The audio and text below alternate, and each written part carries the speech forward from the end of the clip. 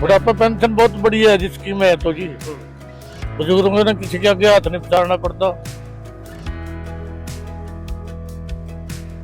बहुत बढ़िया पेंशन है रिया, अच्छा बढ़िया काम है रिया सरकार का, और इससे पर सरकार ना कभी आई ना कभी आने की। आन काम चल रहा बुढ़िया का सारे का, एक का नहीं सबका पेंशन है। बुजुर्ग आदमी नु किसी बात नहीं पसारना पड़ता, बच्चे ਨੂੰ तंग नहीं करना पड़ता, पैसे मिल जा, दवाई बुट्टी टाइम पर करने। हरियाणा में सबसे ज्यादा सामाजिक सुरक्षा पेंशन दी जाती है, जिसे हाल ही में 3000 रुपए से बढ़ाकर 3200 रुपए मासिक किया गया है। 10 फरवरी 2026 को बुढ़ापा, विधवा, दिव्यांग और अन्य सामाजिक सुरक्षा पेंशन योजनाओं के तहत 1098 करोड़ रुपए जारी किए गए हैं, जिससे 34.14 लाख लोगों को सीधा लाभ पहुंचा है। वहीं सरकार की बुढ़ापा पेंशन से लाभान्वित बुजुर्गों का क्या कुछ कहना है, सुनिए उनकी जुबानी। बहुत ही बढ़िया फायदा जी, ऐसा तो फिर कभी फायदा होया भी नहीं। दवाई बुट्टी टाइम पर करने, कोई चीज लानी करनी हो अपने टाइम पर कर ले जी, जो अपना बुढ़ापे का अपना दवाई बुट्टी का काम चल जा, अपने खाने पीने का काम चल जा, बहुत बढ़िया जी। सामाजिक सुरक्षा पेंशन न सिर्फ बुजुर्गों को आर्थिक तौर पर मजबूत बना रही है, बल्कि उनके सम्मान की रक्षा भी कर रही है। अब बुजुर्गों को अपनी दवाइयों के खर्चों के बारे में चिंता करने की जरूरत नहीं पड़ती, क्योंकि वो जानते हैं सीएम नायब सैनी उनकी जरूरतों का ख्याल रख रहे हैं। ये सम्मान दिया है बुजुर्गों को। 11 वर्षों में वृद्धावस्था पेंशन 1000 रुपए से बढ़ा करके ये 3200 रुपए मासिक किया है, 3200 रुपए मासिक। और इसी प्रकार हमने वृद्धावस्था पेंशन में सबसे ज्यादा 2200 रुपए की बढ़ोतरी की। सशक्त हरियाणा, मजबूत हरियाणा। मुख्यमंत्री नायब सैनी के कुशल नेतृत्व में हरियाणा में बच्चे हो या महिलाएं, युवा हो या बुजुर्ग, सबकी प्रगति और मजबूती के लिए योजनाएं बनाई गई हैं। दुनिया भर की मिसाइलरी, हथियार, एमुनिशन है, मगर कोई ऐसा military mobilization boots on ground वाला अभी नहीं ऑर्डर किया गया है, ना इजराइल ने किया है। जो आज दोपहर की खबरें आ रही हैं अभी तक वो सब मिसाइल स्ट्राइक्स की हैं। और मैं अनुमान लगाता हूं कि अगर मुद्दा यूनाइटेड स्टेट्स और इजराइल का है रेजिम चेंज, यानी कि वहाँ की सरकार को हटाना, तो इस तरह से सिर्फ मिसाइल मारकर, रॉकेटरी मारकर इसको हटाना मुश्किल हो जाएगा। मैं समझ रहा हूं कि जो सदर ट्रंप इस वक्त कोशिश कर रहे हैं वो है एक सिग्नलिंग करना और उनको बताना ईरान को कि अगर वो डिप्लोमेटिक तरीके से नहीं माने और अपनी उन्होंने न्यूक्लियर फैसिलिटीज और मिसाइल्स को कम नहीं किया, अपने न्यूक्लियर फैसिलिटीज को रोका नहीं, और अत्याचार जो हो रहा है उनका अपनी जनता पर, उनकी पब्लिक पर, वो नहीं रुका, तो इसके अलावा और कुछ भी बहुत हो सकता है। ये एक सिग्नल देने की कोशिश कर रहे हैं। ये सिग्नल पहले भी दिए हैं, 3-4 दफे इनके बीच में इस तरह की लड़ाई छिड़ी है।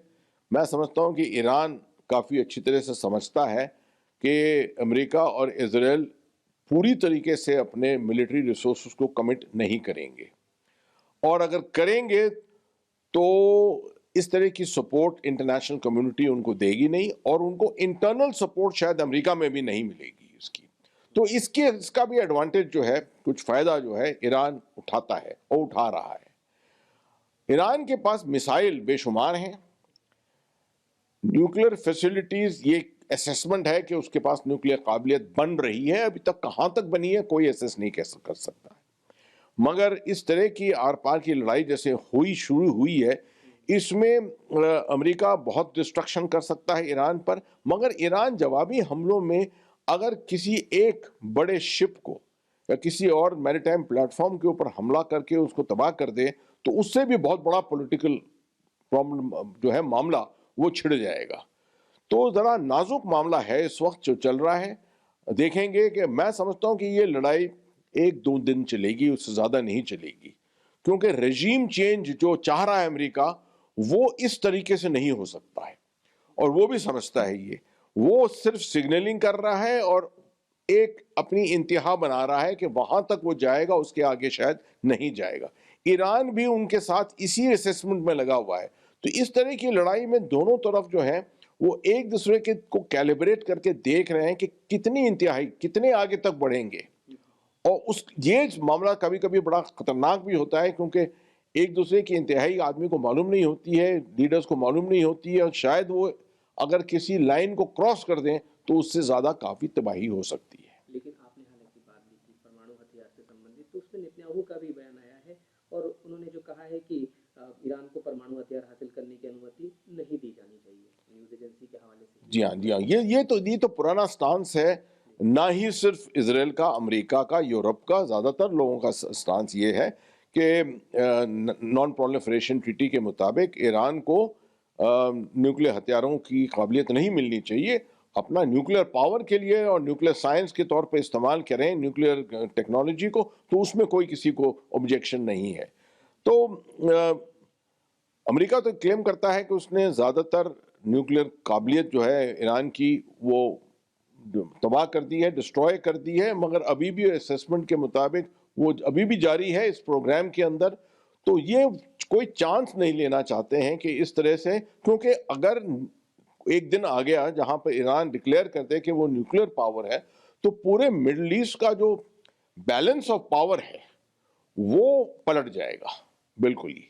और फिर सऊदी अरेबिया भी चाहेगा कि वो न्यूक्लियर बने, और भी छोटे देश हैं ऐसे जो अपने आप को थोड़े खतरे में समझेंगे, वो भी बनना चाहेंगे इस तरह से।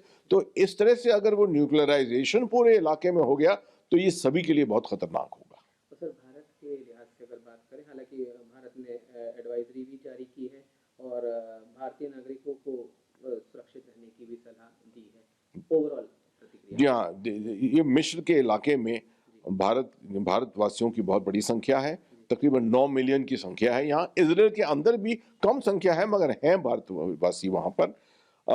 मैं नहीं समझता हूँ कि किसी तरह का इस वक्त खतरा है, मगर अगर ये लड़ाई हद से ज़्यादा बढ़ गई तो उस हालत में हमारे ऊपर काफ़ी हानि पहुँच सकती है, भारत के ऊपर, इस तरह से कि एक तो यहाँ पर हमारी जनसंख्या ही तकरीबन 9 मिलियन है, यहाँ से तकरीबन 50 बिलियन डॉलर हर साल रेमिटेंसेस आते हैं, और एनर्जी सिक्योरिटी हमारी यहाँ इस इलाके के ऊपर बहुत ज़्यादा निर्भर है, क्योंकि यहाँ से अनइम्पीडेड एनर्जी की जो पाइपलाइंस हैं वो हमारी तरफ आती हैं, और उसके ऊपर हमारा तेल और ये बाकी चीज़ें जो हैं वो यहाँ हमको मिलती हैं। अगर ये पाइपलाइन नहीं, अगर सी लेन्स बंद हो गई तो प्राइस बढ़ जाएंगे बहुत ज़्यादा ऑयल के, और कमी पड़ जाएगी, हमको अपने रिजर्व्स में जाना पड़ेगा। तो ये हालतें काफ़ी भारत के लिए काफ़ी नेगेटिव हो सकती हैं। दूसरी तरफ एक और जो कॉन्फ्लिक्ट है उसकी बात अगर करें, तालिबान और पाकिस्तान वाले मामले की, तो उस पर जैसा कि ट्रंप का भी बयान आया है, विदेश विभाग का बयान आया है अमेरिका के, और तमाम बातें वो कह रहे हैं कि आत्मरक्षा का अधिकार का समर्थन करता है पाकिस्तान।